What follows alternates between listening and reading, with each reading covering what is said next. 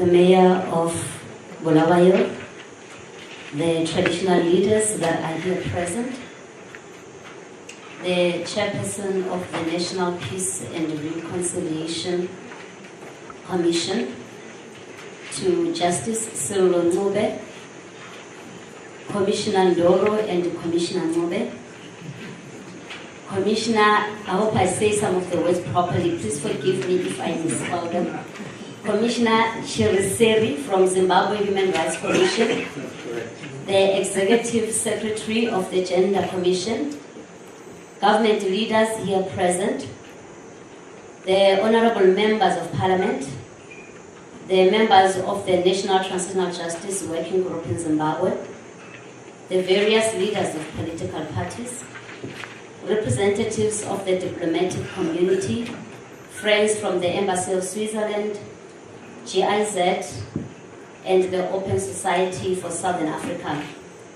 To all the civil society leaders here, the Secretariat led by Madame Blessing Gorjena, to most importantly all the survivors that have come here and that are represented here, to all our distinguished guests, good morning. It is indeed an honor for the Center for the Study of Violence and Reconciliation to co-host what we see as a history-making and a legacy-building event with the National Transitional Justice Working Group here in Zimbabwe. As the CSVR, we would like to congratulate the people of Zimbabwe for the steps that the country has taken towards dealing and healing the wounds of the past, including the development of the minimum standards for an effective peace and reconciliation process, which were developed in 2014, the development of the guiding principles on transitional justice in Zimbabwe, which were developed in 2015, and recently, the National Peace and Reconciliation Act, which came into effect on the 5th of January this year. For those of us that are watching, these are an indication of a country that has the political will to deal with these issues. We would like to further congratulate the country for taking this bold and courageous steps of developing a transitional justice policy. A crucial step in ensuring that there will be a coordinated process for helping Zimbabwe to deal with this past. Indeed, to help the country to face the unspeakable, painful, and at times unbearable memory of the past. To deal with this means that you have to ensure that in Zimbabwe, the past does not haunt the present and determine the future. Most importantly, we as an organization that work with transitional justice in the continent have bemoaned for a very long time the poor implementation of TJ processes in our continent. There's a lot of rhetoric from various countries. And for us, the policy is an important step towards addressing this and ensuring that there is indeed a proper implementation of all these processes. Needless to say, the journey that you are all embarking on as Zimbabweans is not an easy one, but it is indeed a necessary journey to take. Many our countries have neglected this work in pursuit of building democracy, governance, development, and other issues that are perceived as urgent political agendas. But we have learned from the work that we've been doing over decades as CSVR on transitional justice in the continent that if issues of transitional justice are not adequately addressed, unfortunately they sabotage, just like cancer. They eat up the very same peace, development, democracy, and governance that countries try to pursue. What has kept us restless and agitated over the years as the Center for the Study of Violence and Reconciliation is what we call the paradox of transitional justice in Africa. We have been concerned about the increased investment of money and resources, human and financial, into the continent around dealing with transitional justice.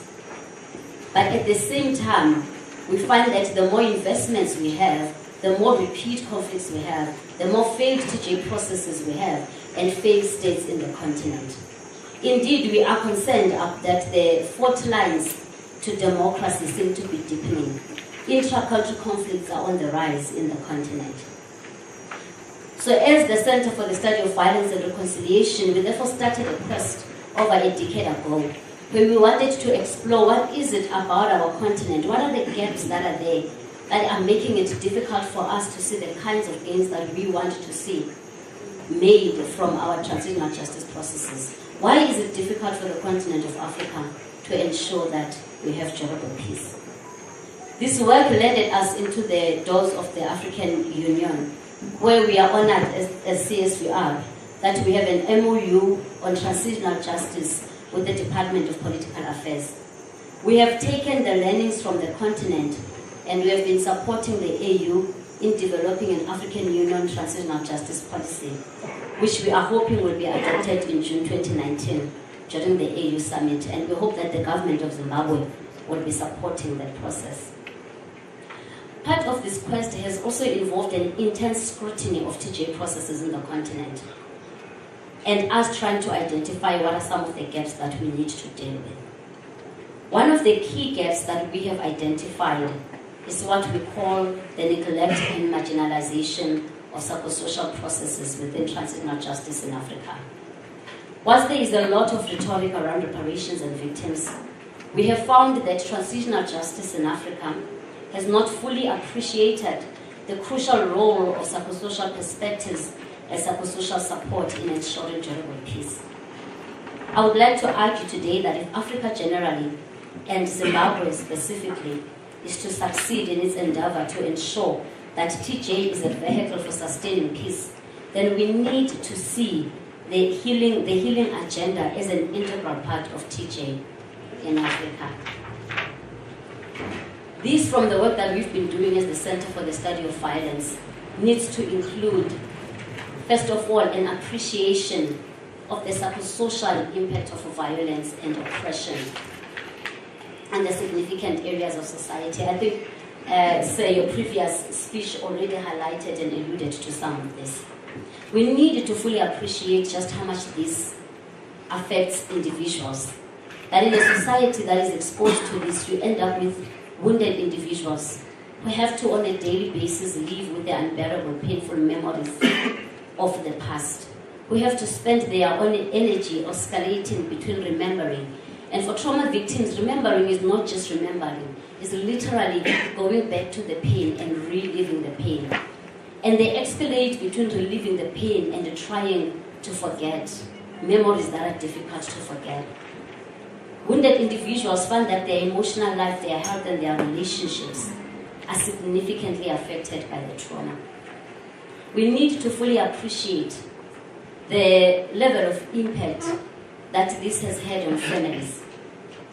In any society, families are supposed to be structures that are there to protect people. They are supposed to be a refuge that you go to when you feel traumatized. However, after an experience like the one that Zimbabwe had, most of the time the families themselves become broken.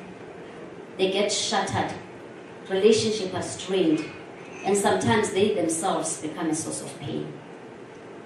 We have to appreciate the level of impact that this has on institutions themselves. These kinds of experiences lead in what we call wounded institutions. You find that institutions that are supposed to protect people and heal and undo the humiliations of the past, if they are not sufficiently, if the woundedness is not sufficiently dealt with, they continue to perpetuate the very same experiences of the past, where people feel that institutions such as their hospitals, security, military, judiciary, repeats the very same experiences of humiliations that they had in the past. And sometimes people feel that they can't access these institutions. And of course, we have to appreciate just the level of impact that this has at a societal level. That you end up with a wounded society where the trauma eats up the very social fabric that is necessary for building a society. If the society doesn't invest time in healing the divisions of the past, the intra and intergroup divisions, the prejudice that had been there in the past will continue to infest the present day level life of society. And most importantly, this work needs to look at the role of leaders, and I'm glad that the previous speaker talked about leaders. One of the things that we found as the Center for the Study of Violence and Reconciliation is that most of the time when we design transitional justice processes, we neglect the role of leaders, the people who are supposed to take traumatized society and lead them into a peaceful society. And most of these leaders tend to be at the forefront of fighting for the freedom of these countries. And just like the individuals, the families, the institutions, they themselves do not live unscathed and untouched by the trauma. And if there is no sufficient work on the mindset and the trauma of the leaders themselves, unfortunately, even the most well-designed processes and policies, if they are in the hands of leaders who are themselves still wounded by the past, they are likely to be sabotaged. So the question of leadership is crucial. Most importantly, also, focusing on working on intergenerational trauma. I always tell people that if you do not want to do the work of healing for yourself, at least do it for the next generation. Because studies in trauma have indicated that there is nothing that gets transferred to the next generation more than pain and psychic pain. So if we don't invest in healing, unfortunately the next generation will spend its energy trying to undo the pain of the past, instead of using the psychic energy in building the future and using the energy of the youth towards building the future. But most importantly, this work gets ignored because the work of healing is both a political one and a personal one. If we truly want Zimbabwe to move forward, each of us have to ask our questions. What am I doing in dealing with my own healing? Because everybody gets affected by this. What are some of the prejudices that I am carrying? What are some of the ways in which I still perpetuate the very same things that used to happen in the past? We have to understand that investing in our own healing is not a luxury, but a necessity within the transitional justice context. And most of the time, healing is also neglected, especially at a political level, because it is seen as messy. Most of the time when we are investing in healing, the dichotomy between victims and perpetrators is not that easy. Sometimes the face of the victim and the perpetrator is the same face. And people do not want to accept that. We want a clear-cut victims and perpetrators. Sometimes victims will tell you that they can't ring-fence their pain to 2018. Some of them, they'll tell you that it went years back. So the messiness of victims and messiness of healing most of the times make political leaders and the governments to shy away from investing in the work of healing. That is why we are highly encouraged that Zimbabwe is prepared to take this journey. It is therefore our hope that as we engage with these complex, complicated, difficult issues of transitional justice, we will indeed see healing and psychosocial work beyond just working with victims and survivors, because most of the time people think that that is all you do. That is important, but we also have to look, as I said, at how you deal with families, institutions, and leaders. We have to see this as an integral part of the work of transitional justice. So I would like, on behalf of CSVR and also our partner, to thank all of you for being here. We look forward to these next 3 days. Zimbabwe, the world is watching. Africa is watching. SADC is watching. You are our hope. We look to learn from you as we see the story of Zimbabwe unfold, as we see the story of a nation that has decided to stand up against